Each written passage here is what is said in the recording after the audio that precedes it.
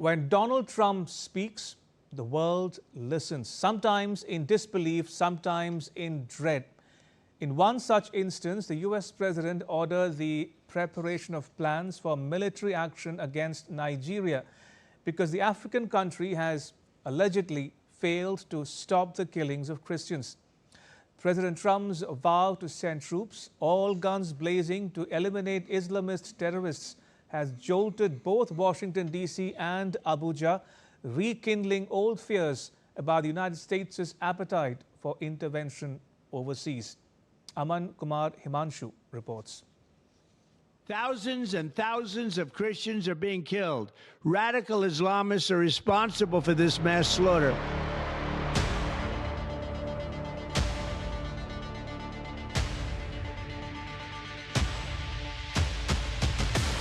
It all started on the 2nd of November when President Trump instructed the U.S. Department of War to prepare for military action against Nigeria.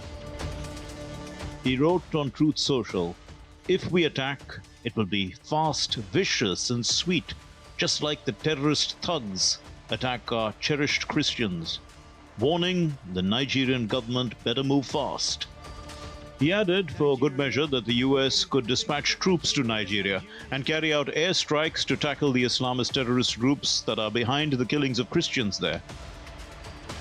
On Nigeria, just wanted to ask you, do you envisage U.S. boots on the ground? Could be. I mean, a lot of things I envisage, a lot of things. They're killing record numbers of Christians in Nigeria.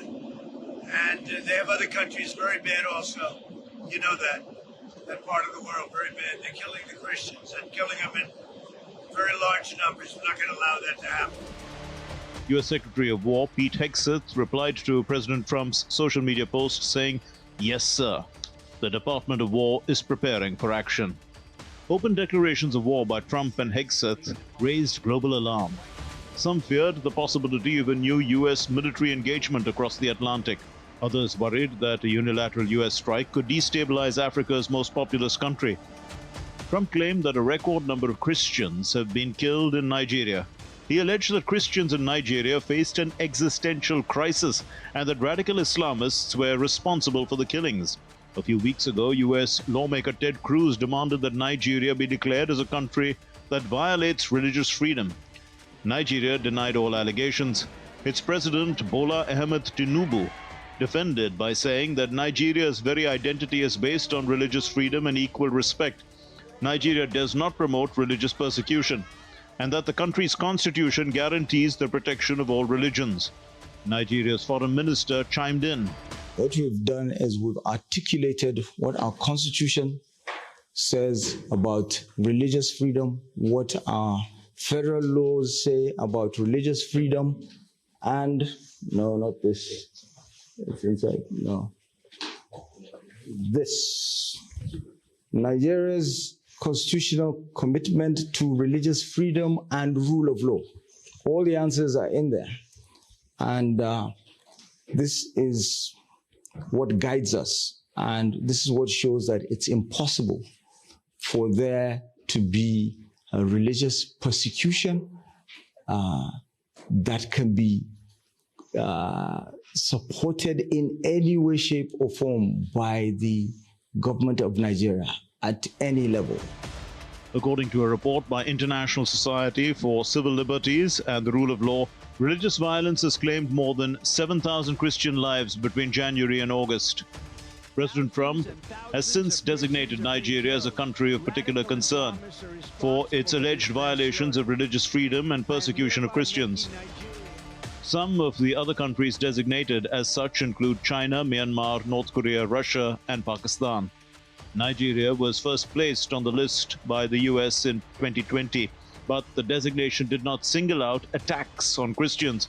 The designation was lifted in 2023 in what many saw as a way to improve ties between the U.S. and Nigeria ahead of a visit by the then U.S. Secretary of State Anthony Blinken.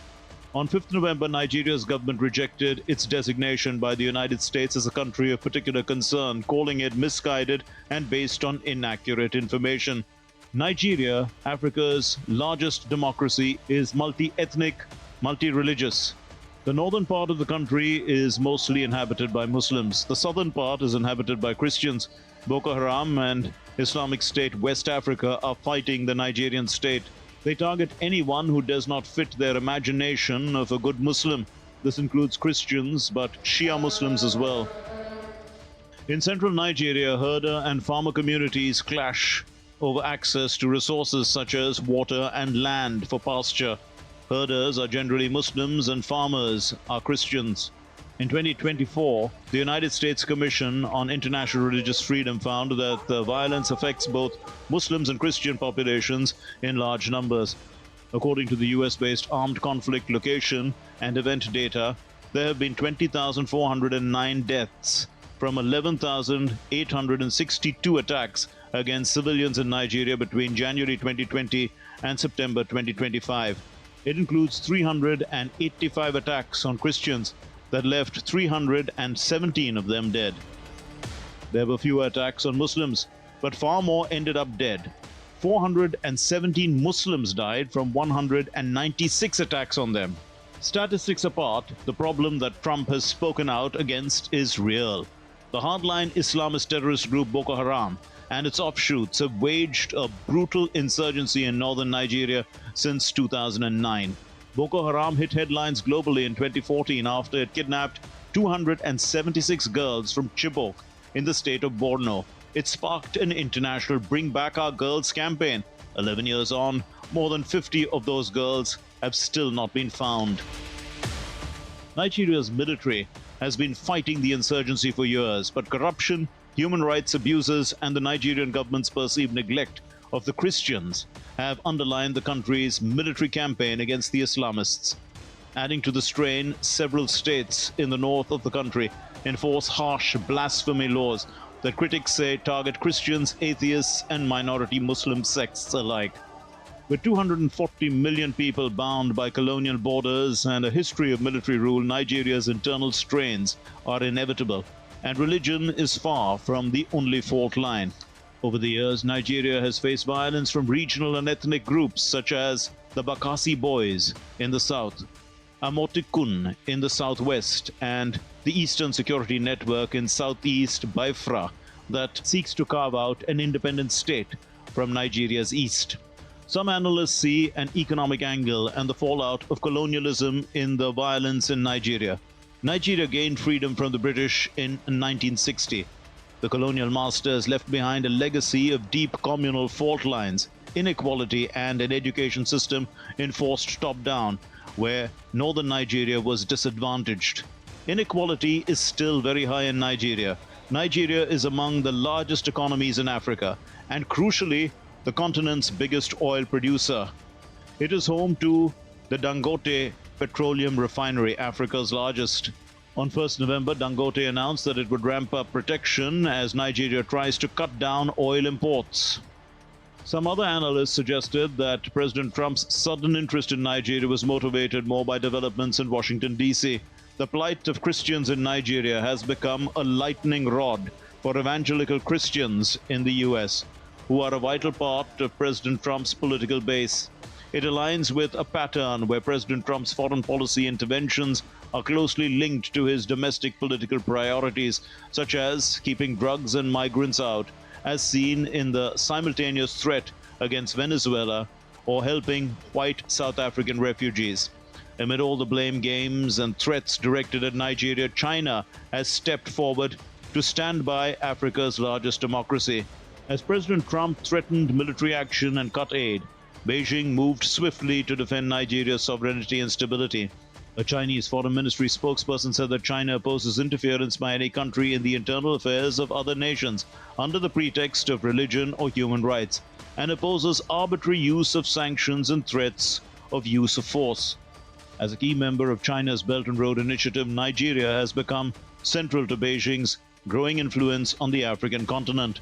With more than $1.3 billion in Chinese investments in Nigeria's lithium and mineral sectors since 2023, China's backing highlights both its deep economic interests and its broader strategic rivalry with the U.S. Just hours after President Trump's threat, police in Nigeria's capital launched a 3-month operation against criminal hideouts. Some are wondering why such efforts were not put into tackling the spate of insecurity across Nigeria before, considering the number of lives that were lost daily. Nigeria has said that it would welcome U.S. assistance in fighting armed groups, as long as its territorial integrity is respected. Aman Kumar Himanshu for DD India.